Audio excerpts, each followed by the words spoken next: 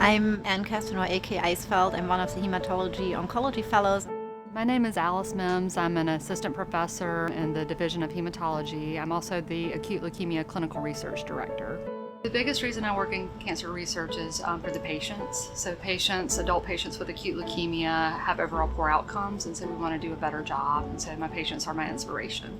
The award project we are working on, we are looking at acute myeloid leukemia patients, which is a very rare group of diseases, and we make it even more rare.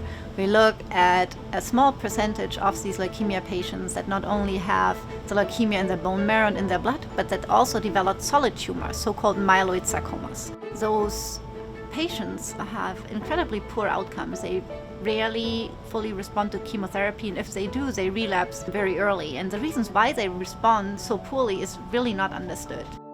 And so our goal is to close this very, very important gap and find out what is going on in these tumors. It's so rare that you only have a few patients maybe per year that develop it, and so it's something you really have to collect over time to determine more. These patients do very poorly. They typically don't survive for more than a year, and so by learning more about these specific myeloid sarcoma tumors, we hope that we'll be able to figure out potentially targeted therapies or immunotherapies, so better ways to treat, and then hopefully that will lead to improved survival and quality of life.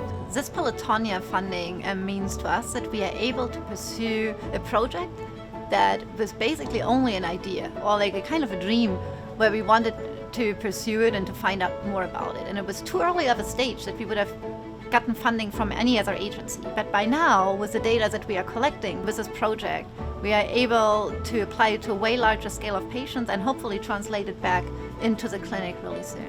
We'll be able to make a big clinical impact on a small group of patients who have a rare cancer.